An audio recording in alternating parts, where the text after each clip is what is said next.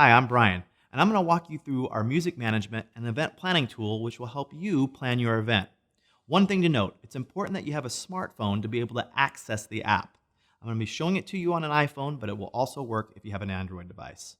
You should have received a link either by email or most likely text to download the app. Either way, please click on the link from your phone. The app is free, so please download away. The first time you open up the app, it's going to ask you to create a profile. We recommend signing in with Facebook so you can utilize your profile pic as your avatar. After you've logged in, you'll be at the home screen where it will show you the name of the event, the location, the date and time, and how many guests have joined the event. By guests, this can mean a select few friends that you trust to add music or all of your guests.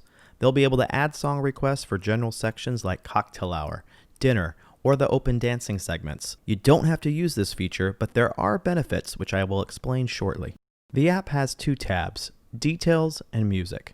The details can only be edited by the hosts, which is typically the client and the entertainer. Click on the Edit Event icon in the middle right of your screen. It'll open up another window where you can change the details of the event. You can even switch out the default image with a photo from the camera roll of your phone. We recommend landscape photos. Once you've selected the image, click Continue. It'll return you to the editing screen, and be sure that with any changes, you click the Save button in the upper right-hand corner. You can add other hosts, but generally it's just the client and the entertainer. If you decide to add a host, use discretion because they will have access to everything. Assuming you want to add a host, click the Add Host button, which will then open up a screen giving you options to send them a message. We recommend texting, so when you click the texting icon, it will generate an auto message which you can edit before sending. Let's talk through Social Share, which again is inviting guests to add in song requests to the general sections, like cocktails, dinner, and dancing. Again, you don't have to use this feature at all, but it could wind up being advantageous for you. When you click on the Invite Guest icon, similar to when you added a host, it will allow you to send an invite via many different methods. We again recommend texting. It will generate an auto text message, which you can then edit before sending. It's time to get started on the music. Click the Music tab and it'll open up a different window for you. We've set up the app in a way that allows you to add songs as you think of them. Let's click on the Open Dancing Music section, and there are 3 ways to add a song: manually, through your Spotify playlist, or lastly, picking from a song list. So let's start with the manual way first. This way, you will add in the title or the artist of the song. So for instance, let's say we want to do a Beatles song. Now you don't even have to spell it necessarily correctly.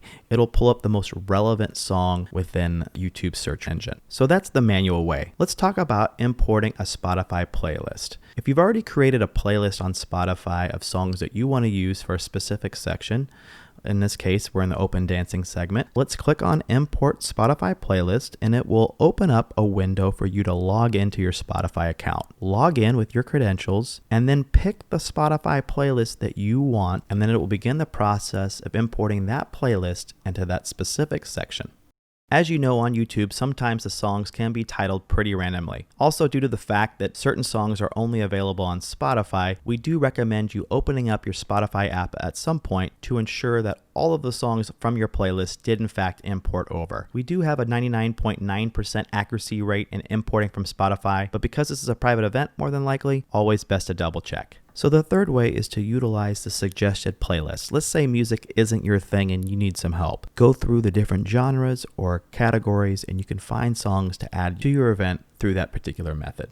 Click the back arrow 2 times and then you'll return to the initial song section. In the upper right hand corner of every song, you as the host will see 3 dots. Guests are not able to view this. When you click those 3 dots, it gives you some additional options to notate about that specific song. You can add some song notes in there, such as dedicate this to a specific person, or you can classify it differently, such as must play or do not play. You can move this song to completely different sections, such as dinner or cocktail hour. You can preview the song or remove the song completely. As you will see on the lower left-hand corner, there is a red icon. That is your display song option. By clicking that, you can change the order in which the songs are displayed. Now that you know how to add music, let me show you some other features. Your entertainer has already set up different sections for your specific event. With this example, we'll be dealing with a wedding, which has many different sections. A green color indicates that it's a single song or single event section.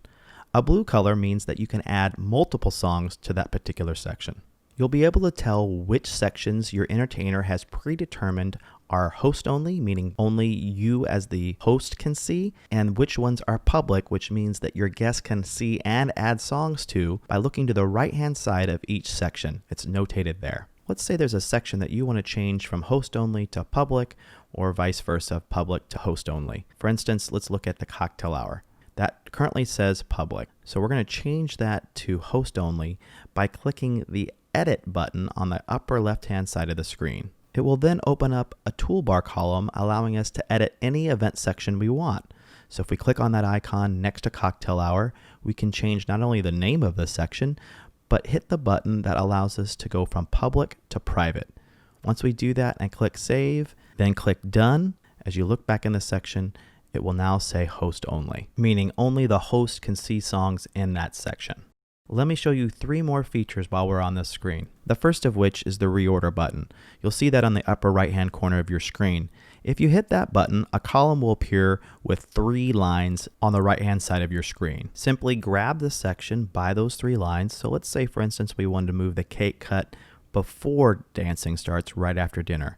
I'm just going to grab it, move it there, and then click the done button again on the upper right-hand side of your screen, and voila, it's saved in that specific spot. For the last 2 features on this screen, you'll see those 2 icons to the upper right-hand corner of each section. One's a paper icon and one is a clock icon. The paper icon allows you to leave a note about a specific section. So for instance, with the first dance, if I wanted to let my entertainer know to only play the first minute 30 of the song, just click on that paper icon, leave the note, click save, and you'll know it's saved because that paper will be filled in all white. The clock is rather self-explanatory. Just click on that and it allows you to add a time to a specific section. Please note that by adding a specific time, it still does not change where that item takes place. You have to use the reorder function to be able to move it up or down. One last thing, your entertainer should have already inputted every section you could possibly need for your event. However, if you need to add a section, scroll all the way to the bottom and click Add a New Section. The last feature is on our Details tab, so click that icon on the upper left-hand corner, and you will see a button on your left-hand side in the middle of the screen that says Planning Form. Click on that hyperlink and it will then redirect you to the form where you can fill out everything on your phone. If you prefer to fill out the planning form on a computer, you'll see a little note there that says to copy and paste the link into a browser and you can complete it that way. One thing to note about the planning form as you're filling it out, you can click the save button or it will autosave every 10 seconds or so. Those are the major features right now. We're always looking to improve the product and the experience. So if you have any questions or concerns whatsoever, let your entertainer know directly and we'll do our best to address them. Have a blast planning your event.